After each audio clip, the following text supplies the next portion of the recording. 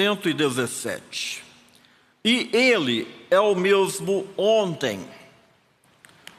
Reconhece-no, claro, do ponto de vista histórico. Mas não é uma coisa histórica. As pessoas se levantam e dizem: eu creio em Pentecostes.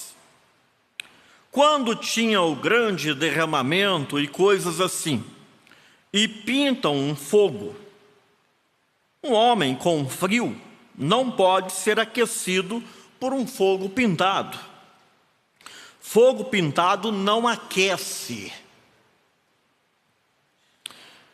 É isso o que eram, o que é hoje. Se ele é o mesmo ontem, hoje e eternamente, isso é fogo pintado, quer dizer, o que as pessoas estão fazendo, né? Algum indivíduo morrendo de frio, dizemos: veja aquele grande fogo que fizeram.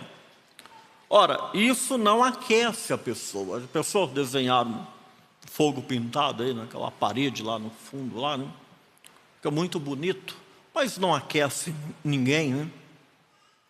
Então o Evangelho não é um fogo pintado. O Evangelho é um fogo real. Se nós voltarmos ao Velho Testamento, quando Moisés, Arão mais propriamente, né? Arão e seus filhos foram chamados para o sacerdócio, eles colocavam fogo no altar. Era o fogo original, né? Então eles colocavam no incenso, né? E colocava fogo para consumir o holocausto, consumir o sacrifício, né? E aconteceu que 2 filhos de Arão, eles colocaram fogo estranho, né? E eles morreram. Então esta mensagem não é um fogo estranho, ela é real, né, para nós. Deus é real para nós. Deus é verdadeiro.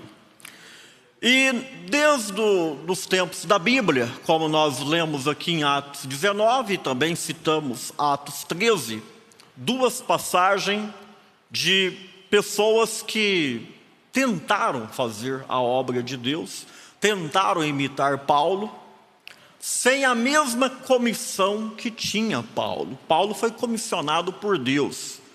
E aqueles mágicos, eles eram apenas fogo pintado, eles não eram reais. Eles não tinham o verdadeiro.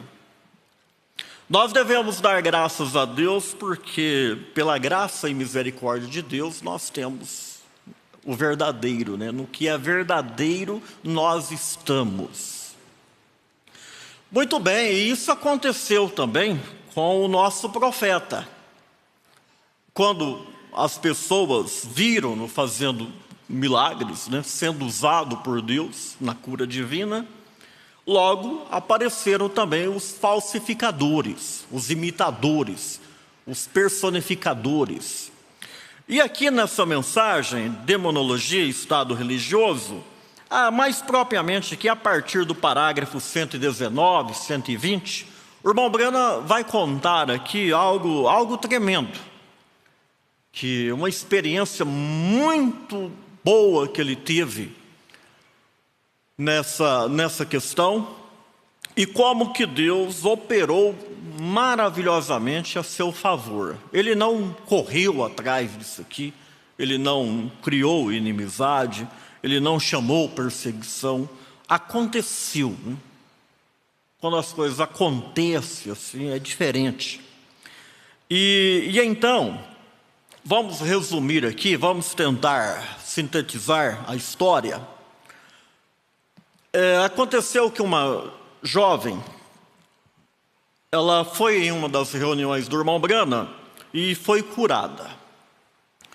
E aí ela tinha uma amiga, uma colega, pelo que o irmão Brana fala aqui, elas eram bem novas, 17, 18 anos mais ou menos.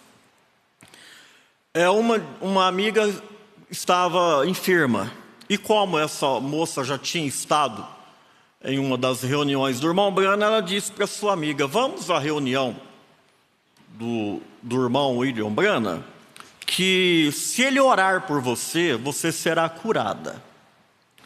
E quando a menina relatou isso para o irmão Branham, né, que ela tinha dito para sua colega, sua amiga que estava enferma, disse: se nós formos até onde está o irmão Branham e ele orar por nós, você vai ser curada. O irmão Branham disse: que fé, falou para ela, que fé é essa sua, de trazer a sua amiga até aqui? Ela tinha um problema de demência, estava com possibilidades de ser internado no hospício, né? E o certo é que, então, elas foram numa reunião do irmão Branham. E quando o irmão Branham conversou com elas, aqui já no parágrafo 124, bem, pensei, que fé, aqui está. Ele estava conversando com ela, ou com elas, né, com as duas moças. E eu disse: bem, agora, irmã, pode trazê-la, pode trazer a sua amiga.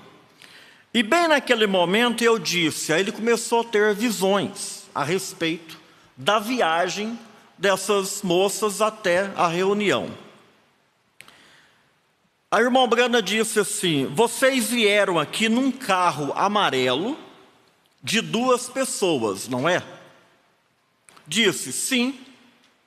Já tinha fé, né? Ela já tinha fé. Aí depois ainda começa a ter mais essas vindicações aqui, começa a ter mais essas, né, esse apoio ainda, vamos assim dizer, né? Vocês vieram num carro amarelo. Sim. E eu disse: a sua mãe é inválida. Ela disse: é isso mesmo. E eu disse: você pertence à igreja metodista. Ela disse: é exatamente a verdade. E eu disse: vindo pela rodovia, vocês quase capotaram. Você e esta jovem estavam rindo quando passaram onde era meio concreto e meio asfalto. E você estava fazendo uma curva. E o carro quase capotou, né? Ela disse: irmão Branham, isso é verdade. Eu disse: e assim diz o Senhor, a jovem está curada, sua amiga está curada. Ela não vai precisar mais de internar no hospício. Aí o que é que aconteceu? A moça foi curada. O que é que elas fizeram? Elas saíram pela cidade testemunhando da cura. O irmão Branham disse aqui no 126, no dia seguinte ela estava pondo fogo na cidade. Não é fogo pintado não, fogo real, né? Verdadeiro, né? Testemunho consistente, real. Não é invenção, né? Real. Ela estava pondo fogo na cidade, contando para todo mundo e falando a respeito da cura. Claro, não a conheciam lá, ela não era daquela cidade. Se ela tinha chegado a estar naquela condição ou não. E então, aquele dia, o irmão Buster, que era o administrador do irmão Branham, disse assim: irmão Branham, aquelas moças estão lá fazendo as malas, e isso é uma coisa que o irmão Buster não sabia que eu sabia. Nossas finanças haviam diminuído demais. Nem deixei que falasse sobre isso. Mas uma daquelas moças tinha colocado $900 naquela oferta na noite anterior àquela. E levou a finança lá em cima. Agora, o irmão Buster, a gente cita o nome aqui porque sabe, né? A gente já leu algumas vezes, então fica melhor para os irmãos entenderem. O irmão Buster, ele não sabia disso, que a moça já havia colocado uma oferta de $900. num envelope anônimo. Deus me disse que estaria bem, porque eles estavam passando lá um certo aperto na questão finança para pagar a campanha, né? E essa moça, Deus já tinha mostrado para o irmão Brana que ela colocaria esse dinheiro na oferta. E o administrador, o irmão Baster, disse: irmão Brana, nós vamos ter que pedir oferta, porque não temos com que quitar as dívidas. Mas o irmão Brana já tinha recebido a visão, que tudo estaria bem. O irmão Brana disse: irmão Baster, não faça isso. Ele até usou a expressão aqui: o dia que você fizer isto, arrecadar, né, nós vamos nos despedir. Tá? Eu sigo sozinho, né, o meu caminho. Aí aconteceu o seguinte, que quando o irmão Baster viu aquela oferta, ele, maravilhado, ele veio ao irmão Brana e disse: irmão Brana, olha aqui esse envelope, tem 9 notas de $100 aqui, um envelope anônimo, justamente o que nós estamos precisando para quitar. Irmãos, Deus cuida, né? Deus tem cuidado de você nesse sentido? Deus supre as nossas necessidades? Será que teria alguma mão aqui que não se levantaria? Nenhuma mão. Todas as mãos aqui, todas as mãos se levantariam nesse momento, testificando que Deus cuida de nós. O irmão Brana disse: eu sabia, Deus tinha me mostrado. O irmão Baster disse: me perdoa, irmão Brana. Ele não sabia, né? Deus não tinha falado com ele, não tinha falado com o irmão Brana. Irmãos, quantas vezes, em todos os sentidos, nós nos preocupamos com as coisas. E Deus já falou, nós não precisamos de receber uma visão, um sonho. Não precisa nem mesmo da mensagem tocar nisto, mas já está escrito na palavra que Deus cuida de nós. E quantas vezes nós preocupamos com as coisas e perdemos até o controle, mas Deus cuida. Ele tem cuidado de nós. Se Ele cuida dos pardais, quanto mais dos filhos, quanto mais de sua igreja. Deixemos-nos de nos preocuparmos com as coisas e aprendemos a se entregar mais à vontade de Deus, nas mãos de Deus, e repousar mais, confiar mais. Deus está exigindo isto de nós. Deus está cobrando isto de nós, porque é hora para isso. É hora de nós exercermos a fé. Exercermos a nossa confiança nele. De tanto e tudo que nós já ouvimos durante todos os anos. E às vezes nós nos encontramos muito aquém, mas queremos deixar as pinas soltas, né, caírem e avançarmos, como disse Pedro, lançando sobre ele toda a vossa ansiedade, porque ele tem cuidado de nós, e nos debruçarmos diante dos braços de Cristo, né? Porque canta-se muito, prega-se muito, mas está chegando a hora de nós cantarmos menos, bem entendido, né? Falarmos menos, pregarmos menos e vivermos mais. Bem entendido, né? Claro, todos nós entendemos. Mas é justamente isso. Então, o que aconteceu? Aquelas meninas, elas testificaram, aí 2 pregadores apóstatas disse: nós vamos desmascarar o irmão Brana. Inventaram lá que era o FBI, que era a FBI, a Polícia Federal dos Estados Unidos, né? E soltaram panfletos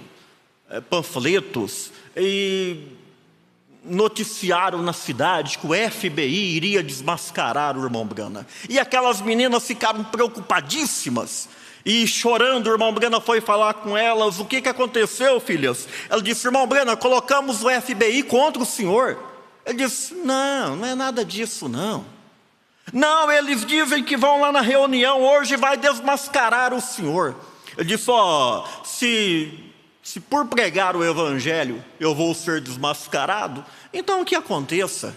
Irmão Brana, o senhor não está com medo? Disse: não estou com medo. Eu sei quem que mandou eu aqui. Eu sei quem que me trouxe a essa campanha. Estou descansada, filhas. Elas eram apenas garotas, né? Irmãos, nós sabemos quem tem nos trazido até aqui. Nós sabemos quem é o nosso curador, é o nosso Deus. Por isso que nós descansamos nele.